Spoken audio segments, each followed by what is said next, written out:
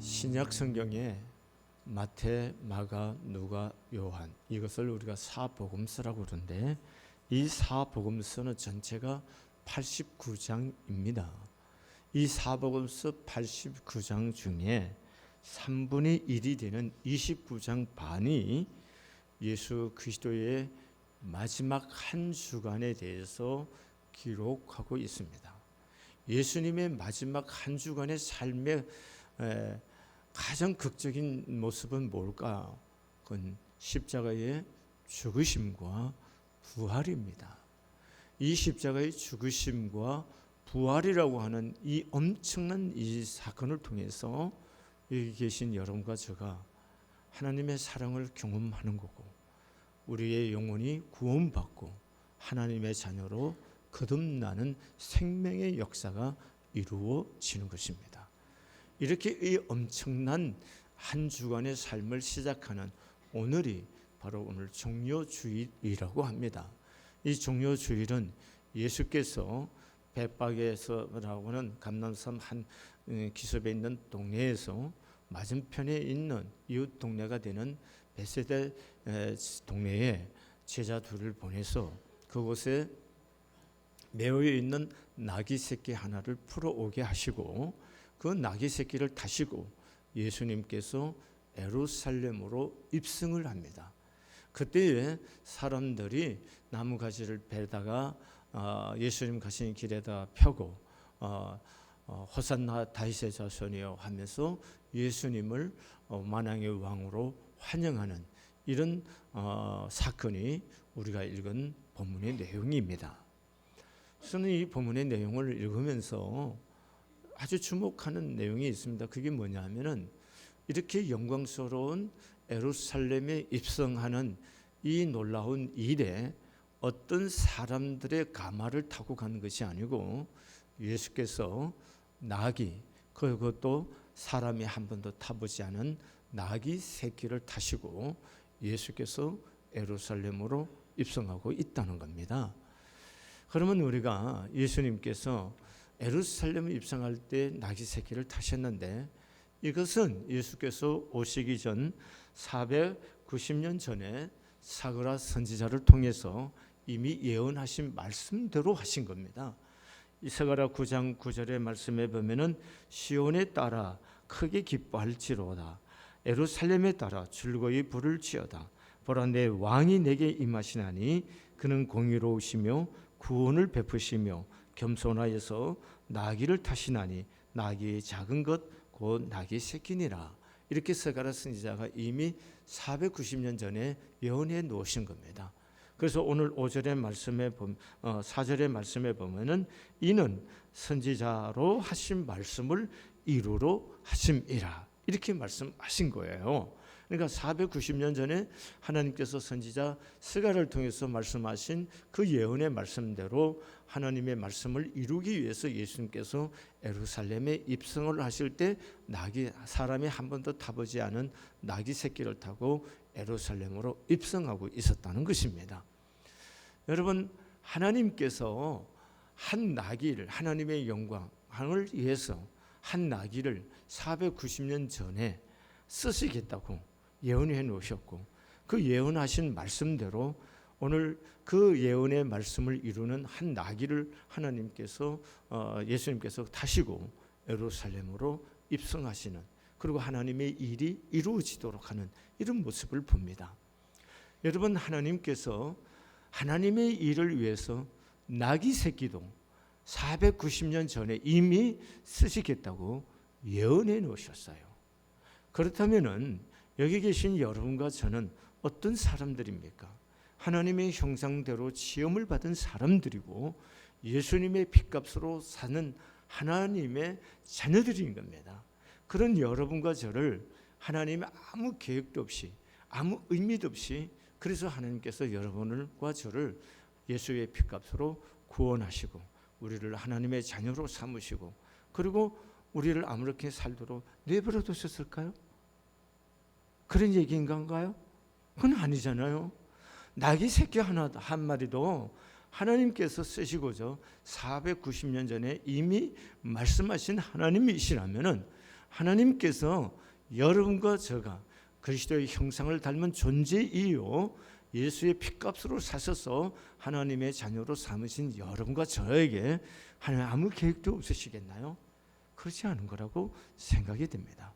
왜냐하면요, 나귀 새끼는 썰르고 490년 전에 예언을 하셨다면은 여러분과 저를 쓰시기 위해서는 언제부터 하나님이 계획하신지 아시나요? 여러분 이사야 49장의 말씀에 보면은 여호와께서 태에서부터 나를 부르셨고 내 어머니의 복중에서부터 내 이름을 기억하셨다. 이렇게 말씀하셨어요. 그러니까 여러분과 제가 하나님 앞에 마음을 기울이고 말 잘 듣고 하나님 위해서 뭔가 살아야겠다. 이럴 때 그런 것이 아니다는 거죠. 내 어떤 의지를 갖기 이전에 하나님께서 이미 태에서부터 나를 부르셨다는 거예요. 예레미야 1장 5절에도 내가 너를 모태에 짓기 전에 너를 알았고 내가 배에서 나오기 전에 너를 성별하였고 너를 여러 나라의 선지자로 세웠노라. 이렇게 말씀하는 겁니다. 태 짓기 전에 너를 알았다고 말씀하시는 거예요. 또 갈라디아서 1장 15절의 말씀에서도 그러나 내 어머니의 태로부터 나를 택정하시고 그 은혜로 나를 부르신 이가 이렇게 말합니다. 사도 바울이 예수님을 피박하던 사람입니다. 그런데 그가 예수를 믿고 나서 보니까 하나님께서 나를 어머니의 태로부터 나를 택하시고 그의 은혜로 부르시다. 이렇게 고백하는 거예요.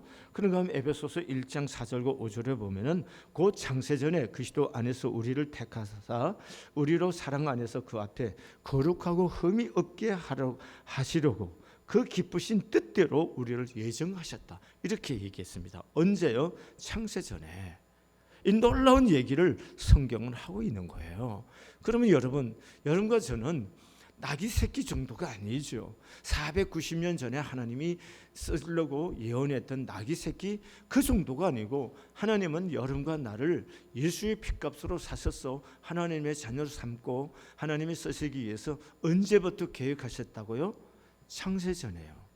내 어머니의 복중에 지어지기 전에요. 내 이름이 정하여 지기도 전에요.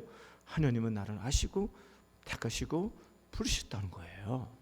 이게 얼마나 놀라운 일이고 놀라운 사건이 아닐 수가 없어요. 왜요? 왜 그렇게 하신 건가요? 이걸 아셔야 돼요. 우리를 살리려고요. 그리고 우리를 쓰시려고요. 선한 일을 위해서 우리를 쓰시려고요. 기쁘신 그의 뜻을 이루시려고 그렇게 하나님이 하셨다는 거예요. 여러분과 저는 바로 그런 사람들이라는 거예요.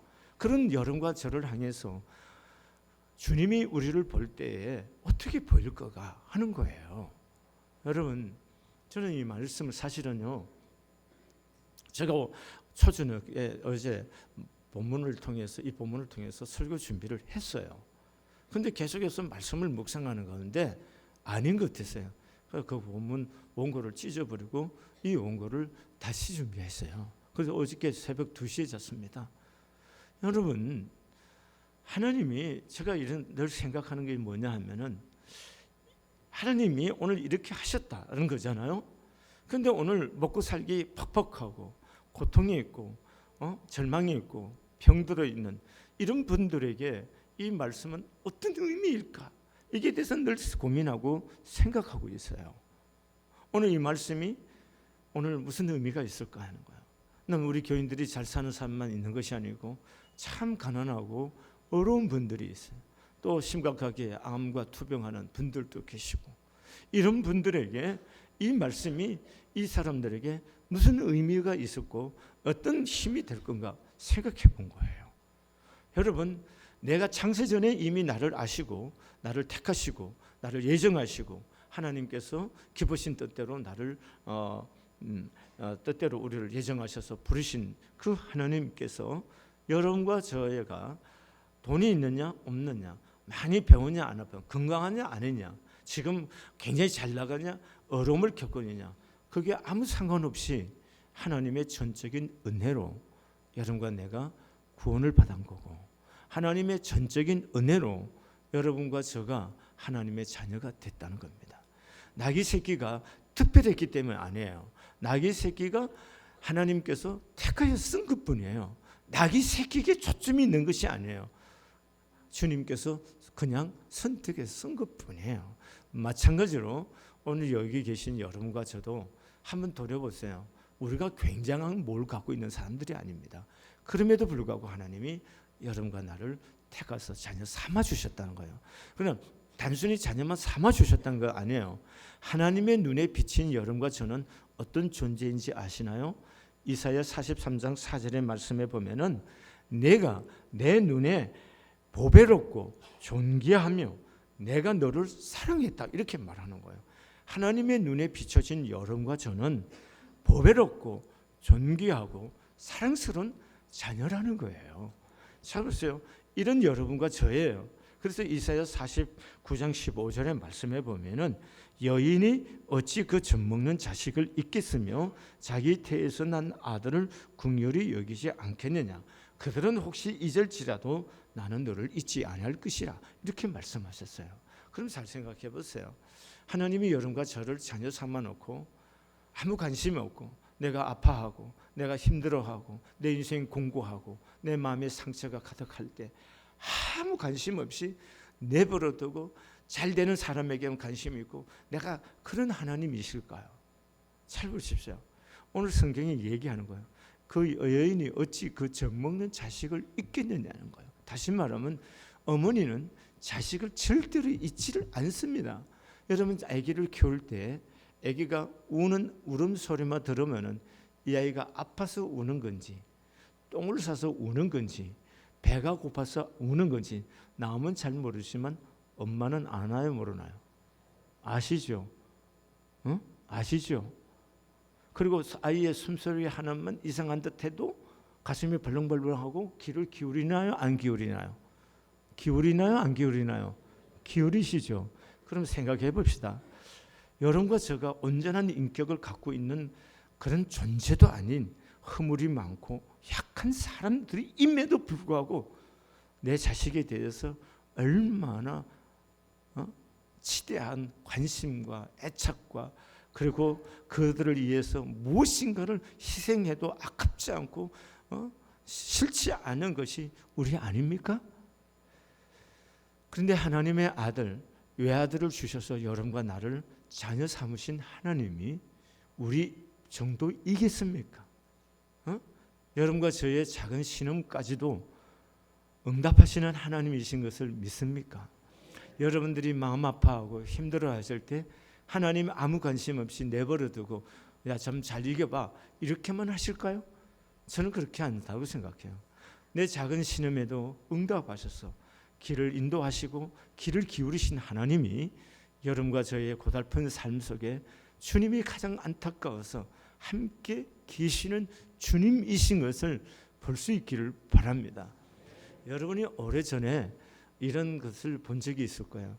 어떤 사람이 바닷가에 길을 가는데 예수님과 함께 길을 가는 거예요.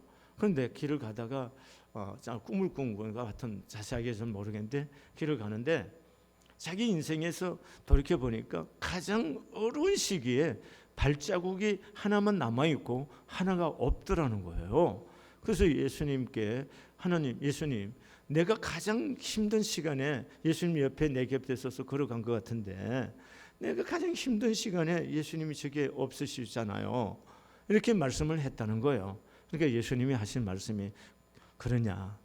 내가 너무 힘들어해서 내가 혼자 안고 갔지 라고 얘기했다는 겁니다. 여러분 주님은 우리가 사랑하시는 주님은 내가 가장 힘들어할 때 몰라라 하신 분이 아니고 여러분과 제가 느끼는 고통보다도 더 큰 고통으로 느끼고 있어요.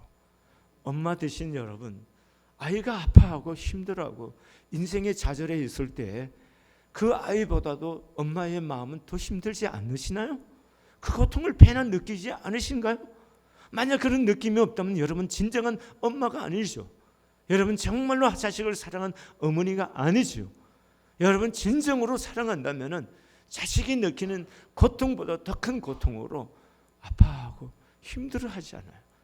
여러분 더 힘들어할까 봐 자식한테 내색도 못하며 혼자서 눈물을 짓고 있는 것이 부모가 아닌가요? 여러분 부모가 그럴 찐데 하나님께서 어찌 여러분과 나를 그냥 벌어 두시겠나요? 이걸 깊이 생각해 보자는 거예요. 그래서 오늘 여러분과 저를 살리기 위해서, 여러분과 저를 하나님의 자녀 삼기 위해서 이 땅에 오셔서 오늘 자신의 몸을 십자가에서 내어주시고 3일 만에 부활하신 이 예수 그리스도, 이분은 오늘 여러분의 삶과 저분의 삶을 내버려 두시는 것이 아니고 주님은 우리의 신음에도 응답하시고 함께 하시는 그분이신 것을 믿으시기를 바랍니다. 아이는 뭐 하면 되는 거예요? 똥 싸놓고 울면 되는 거예요. 배고프면 울면 되는 거예요. 여러분과 제가 좀 울어보세요. 주님, 나 배고파요. 여러분 울어보세요. 아프다고 우세요. 그러면 그분께서 여러분과 저를 어디가 아픈지 말씀하시고 여러분과 저를 치료하시고 인도하시고 회복하실 거예요. 그런데 여러분과 제가 울지 않기 때문에 괜찮은 듯하고 늘 자신 있는 척하고 위선 속에 살고 있기 때문에 하나님이 여러분과 나를 손을 댈 수가 없고 인도할 수가 없고 어떻게 할 수가 없는 이 안타까움이 있다는 것을 오늘 마음으로 느끼고 볼 수 있기를 진심으로 바랍니다. 그다음에요, 예수님께서 왜 하필이면 나귀 새끼를 탔을까 하는 거예요. 만왕의 왕이신 예수님, 하나님의 아들이시고 모든 것의 주권자 되신 하나님이신 그분이 왜 나귀 새끼를 탔나 하는 거예요. 일반적으로는 왕들이 백성들 앞에서 행진해 갈 때에 보통 옛날에는 뭘 타셔서요? 말을 탔었거나 마차를 탔습니다. 말도 비리비리한 말이 아니라 토실토실하고 윤기가 나고 색깔이 희거나 아니면 까맣거나 아주 뛰어난 말들 중에서 뛰어난 말들을 타거나 마차를 타고 갔을 겁니다. 그렇지 않으시나요? 그런데 만왕의 왕이신 예수님이 보통 말도 아니고 말들도 아니고 나귀 중에서도 새끼 나귀를 탔다는 거예요. 나귀는 뭐 하는 짐승이에요? 등짝에다 짐을 나르는 그런 정도의 뭡니까? 나귀 새끼입니다. 나귀입니다. 예수님께서 오늘 말이 아닌 나귀 중에서도 한 번도 타보지 않은 여리여리한 나귀 새끼를 타시고 오늘 예루살렘에 입성하고 있다는 거예요. 왜 하나님 예수님이 이 나귀 새끼를 타셨을까 하는 거예요. 이유를 오늘 성경 말씀하고 있어요. 5절 같이 한번 보시겠습니까? 시작. 시온 딸에게 이르기를 내 왕이 내게 임하나니 그는 겸손하여 나귀 곧 몽에 매는 짐승의 새끼를 탔도다 하라 하였느니라. 왜 나귀 새끼를 탔어요? 그는 겸손하여서 나귀 새끼를 탔다는 거예요. 그러면 스가랴 9장 9절에서도 동일하게 말을 합니다. 겸손하여서 나귀를 타시나니 나귀의 작은 것 곧 나귀 새끼니라 이렇게 말합니다. 나귀의 새끼를 타신 이유가 뭡니까? 예수님이 뭐 하셨어요? 겸손했어요. 능력이 없어서가 아니고 겸손하여서 나귀 새끼를 타셨다는 거예요. 여러분, 오늘 우리가 배우고 힘써 그분을 닮고자 하는 우리 주 예수 그리스도, 그분이 어떤 분이시냐는 거예요. 그분이 어떤 분이시라고요? 겸손하신 분이라는 거예요. 그래서 나귀 새끼를 타셨다는 겁니다. 여러분, 오늘 우리가 진정으로 신앙하면서 무엇에다가 포커스를 맞추고 신앙의 삶을 우리가 그렇게 살아야 되는지를 말씀하고 계시는 겁니다. 마태복음 11장 29절의 말씀에 보면은 나는 마음이 온유하고 겸손하니 나의 멍에를 메고 내게 배우라 그리하면 너희 마음이 쉼을 얻으리니 이렇게 말씀하셨어요. 예수님께서 저를 보고 김철원 목사야, 너는 내게 와서 배워라. 네가 설교하는 거, 네가 교회를 섬기는 거, 네가 사람들을 다루고 사람들을 행하던 거, 그런 거 배우라고 주님이 지금 나에게 오라고 한 거 안 외울시다. 오늘 저에게 오라는 건 왜 오시라 그래요? 예수님은 마음이 온유하고 겸손하다는 거예요. 그래서 너는 나를 배우라는 겁니다. 그럼 저가 힘써 배워야 할 게 뭡니까? 예수님의 온유하심과 겸손을 배워야 된다는 거예요. 여러분, 우리가 인생을 살아가면서 믿는 사람들이 삶의 포커스를 어디다 두고 살아야 되냐를 분명하게 해야 되는 거예요. 여러분, 우리가 예수를 믿는 것을 내가 잘되기 위해서 예수를 믿는 쪽에서 아직도 예수 영광을 위해서 살고자 하는 마음의 자리로 돌아오지 못했다면 그는 예수를 믿는 것이 어떤 의미에서 아니라는 것입니다. 여러분, 혹시 예수를 믿어 구원을 받은 하나님의 자녀일지는 모르지만 아직도 내 중심에서 벗어나지 못했다면 그는 아직 뭡니까? 천둥설 속에 사는 사람이에요. 태양이 나를 중심에서 지구를 중심에서 돌고 있다는 거야. 그러나 내 중심이 아닌 하나님의 중심으로 내 삶이 이전이 되면은 태양 내 중심 지구를 중심에 도는 우주가 아니라 뭘 통해서 중심을 통해서 도는 우주예요?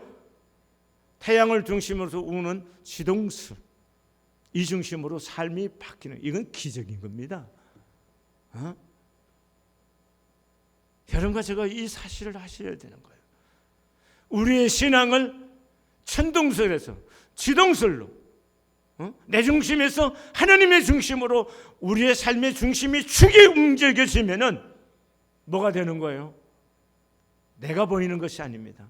내가 어렵다면은 주님께서 나를 통해 이런 형편을 통해서 주님이 어떤 일을 이루실 건가, 이렇게 주의 뜻을 묻는 것이고 하나님의 길을 찾아가는 거고, 내가 병이 들고 내 인생에 어떤 문제가 생겼다면은 하나님이 이 일을 통해서 주님이 내가 어디를 변화시키기를 원하고 어떻게 살아가기를 원하십니까? 더 낮아져서 겸손하게 여호와의 얼굴을 구하고 도심을 구하고 하나님 뜻을 분별하려고 기도하고 마음을 낮추는 큽니다. 하나님, 나를 이럴 수가 있어요. 이런 뻗대는 마음, 건방진이고 거칠어진 마음이 아니라 하나님의 뜻을 찾는 온유하고 겸손한 마음으로 돌아가게 돼 있는 거예요. 사랑하는 교회 여러분과 제가 어떻게 신앙의 삶을 살아가야 되는 건지 자꾸 말씀 안에서 새로워질 수 있기를 바랍니다. 오늘 여러분과 제가 예수를 믿는 것은 예수 믿어서 좀 복받고 잘되고 건강하고, 예수 믿으면 잘되는 일도 있고 건강해지는 일도 있습니다. 그것이 목적이 아니라는 거죠. 우리가 예수 믿는 목적은 뭐예요?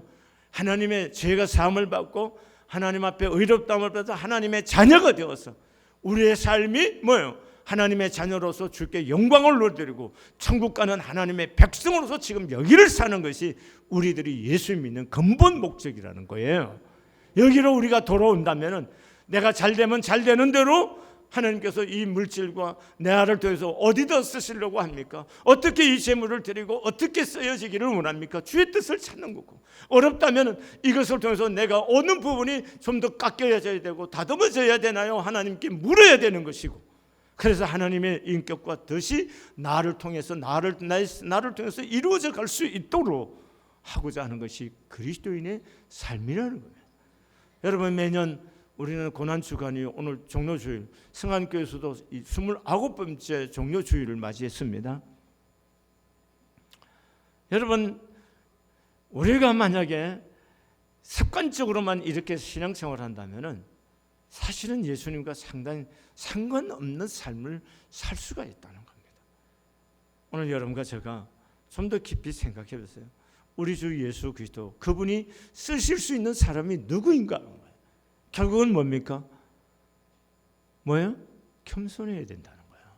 겸손해야 주님이 타실 수 있고, 겸손해야 주님이 우리를 쓰실 수가 있다는 거예요. 여러분, 그래서 믿는 사람들이 헛소리를 부르거나 뻥을 치고 그리고 과장되게 표현을 하고 이런 것들은 좀 삼가할 줄 알아요. 그게 믿음이고 지혜라는 겁니다. 예수 믿지 않는 사람은 과장하고 헛세를 부리고 이렇게 하는 것들을 굉장히 남성적으로 보이려고 하는 어떤 그런 모습이 일지는 모르지만 그리스도인의 모습은 그건 아니라는 겁니다. 또 한 가지, 앉는 것도 여러분 우리의 삶의 태도도 좀 더 겸손함이 필요해요.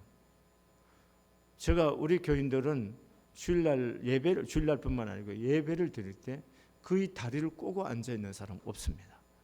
제가 알기로는. 근데 가끔 수요일날 우리 교인이 아닌 사람이 와서 예배 드릴 땐 다리 꼬고 앉아서 뒤에서 예배를 드리신대요. 여러분, 사람이 겸손이라는 것은요, 얼굴 표정에도 몸가짐에도 다 나타나는 겁니다. 마음이 겸손하면요, 몸가짐, 마음가짐 다 되는 거예요. 제가 사람들이 사무실에 우리 교육자들도 앉을 때 뭐 제가 없을 때 앉아 있는 것을 슬쩍슬쩍 볼 때가 있어요. 사람이 누가 보고 안 보고 상관없어요. 앉아 있는 밤새를 보면은 그의 마음가짐을, 그의 생각과 삶의 태도를 볼 수 있는 거예요. 여러분, 어디에 하나 앉더라도 앉는 자세 하나가 그 사람의 마음을 다 나타내는 거예요. 여러분과 제가 하나님 앞에서나 사람 앞에서 좀 겸손하고 겸비한 마음을 가지시면은 하나님이 쓰시기에 얼마나 좋을까요? 또 사람이 사람을 쓸 때도 얼마나 좋겠습니까? 여러분이 자기 주장이 강하고 자기 생각대로 의지대로 가는 사람을 같이 협력해서 일하려고 하면 얼마나 힘들어요. 여러분 같이 있고 싶으세요? 그런 사람들을 데리고 함께 일하고 싶으세요? 그런 사람 일하고 싶지 않을 겁니다. 여러분 자기 지식과 지혜가 총명함도 있지만 그럼에도 겸손하고 잘 헤아려서 분별력이 있고 이렇게 지각 있게 처신하는 사람과 함께 일하고 싶지, 그들먹거리고 허세나 부리고 자기 주장이나 내세우고 틈만 있으면 자기를 과장되게 이런 사람과 일을 하고 싶고 함께 살고 싶겠습니까? 우리가 예수를 믿어가는 것이 뭔지를 자꾸 배우시라는 거예요. 배우셔야 됩니다. 이래야 우리가 하나님, 그래서 여러분이 이걸 배우면요, 사람을 보면 아는 거예요. 목사를 보든 누구를 보든, 목사냐 아니냐 저는 그런 게 중요하지 않아요. 보면은 이 사람이 어떤 태도로 살아가는지 딱 보이게 되어 있습니다. 보입니다. 이런 것을 우리가 신앙하면서 자꾸 보고 배우면서 나를 쳐서 복종시킬 수 있는 이런 영적 훈련이 이 사순절 시간, 그리고 내일 아침부터 고난주간인데 이 고난주간을 통해서 우리가 자꾸 훈련하고 배워야 될 줄로 믿습니다. 이게 중요합니다. 오늘 여러분과 저의 심령 속에 이 종료주일에 이런 예수를, 이런 나귀의 모습, 예수님의 마음을, 또 나귀 새끼의 이런 태도들을 우리가 함께 배우면서 이 고난주간에 주님을 묵상하고 우리의 성품과 삶의 모습들을 어떻게 가져가야 될지를 깊이 한번 묵상하는 시간들이 될 수 있기를 바랍니다. 기도하시겠습니다. 하나님, 우리 아버지, 하나님의 아들이시고 만왕의 왕이신 예수님께서 예루살렘의 왕으로 입성하시는데 말이 아니고 나귀 새끼를 타시고 그렇게 겸손하신 주님의 모습으로 오셨습니다. 오늘 우리들도 이런 주님을 보면서 내가 나됨이 무엇인지 알게 하옵소서. 하나님이 나를 구원하시고 나를 택하신 것이 주님의 전적인 은혜인 것을, 주님의 사랑인 것이, 주님의 은총인 것을 깨닫고 주님을 배워가고 주님을 닮아가고자 하는 거룩한 은혜를 우리에게 허락하여 주시옵소서. 마음도 겸손하고 우리의 삶의 모습과 태도도 겸손하여서 하나님이 쓰시기에 편안하고 사람과 더불어 살기에도 편안할 수 있는 그런 은혜를 하나님 허락하여 주시옵소서. 예수님의 이름으로 기도드렸습니다.